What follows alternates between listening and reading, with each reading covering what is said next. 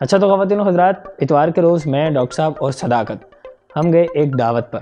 सदाकत को लेकर गए, ले जाना इसलिए ज़रूरी था क्योंकि दावत सिर्फ़ सदाकत को आई हुई थी और डॉक्टर साहब को उसने बताया तो डॉक्टर साहब मुफ्त की मछली को कहाँ इनकार करते हैं और मैं साथ हो लिया। अच्छा यूँ तो आम तौर पर हम गए कसूर से आगे एक गांव में, जहाँ पर था ईंटों का एक बड़ा सा भट्टा। भट्टे पे आम तौर पर तो ईंटें ही पकाई जाती हैं, लेकिन वहाँ पर एक खान साहब थे जो मछली पकाते थे वहाँ पे।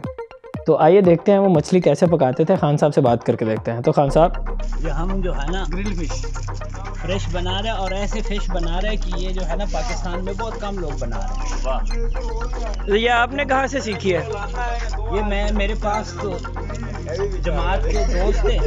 अच्छा, जमात में वक्त लगा आपका? हाँ, जमात में सही। इसमें कोलेस्ट्रॉल नहीं होता है, उसके बाद वैसे भी सेहत के लिए अच्छा होता है।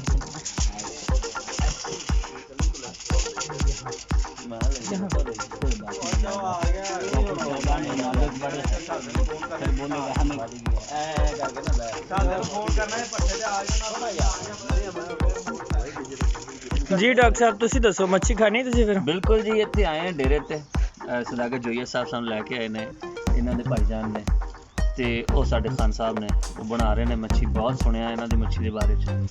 भट्टे पे हम जा रहे हैं ये मछली लेके और वहाँ इसको पकाएंगे। चलो जी, ये अब हम जा रहे हैं भट्टे की तरफ।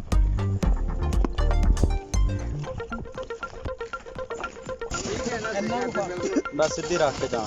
अच्छा राणा साहब, अब इसको खोदेंगे यहाँ से? मेरा ख्याल है इसको खोद के इसमें हम जो है ये फॉइल्स जो हैं वो दबाएंगे। यानी ये वाली मच्छी पकाने के लिए बंदे को पट्ठा होना चाहिए। चलो जी, अभी देखें मछली को इस तरह दबा रहे हैं और फिर इसको कह रहे हैं 20 मिनट बाद निकालेंगे।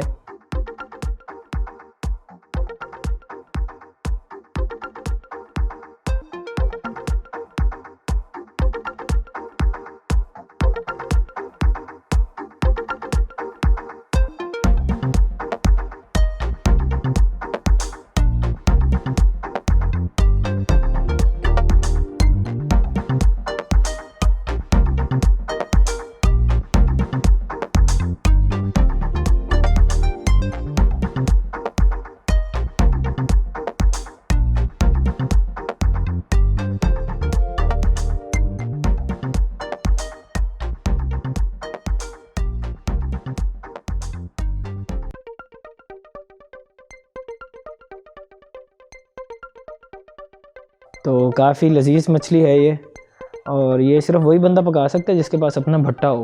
खान साहब चूँकि भट्टे के मुंशी हैं तो इसलिए इनके पास ये सहूलत मौजूद है, और अगर आपके पास ऐसा भट्टा हो तो ऐसी मछली ज़रूर पकाइए।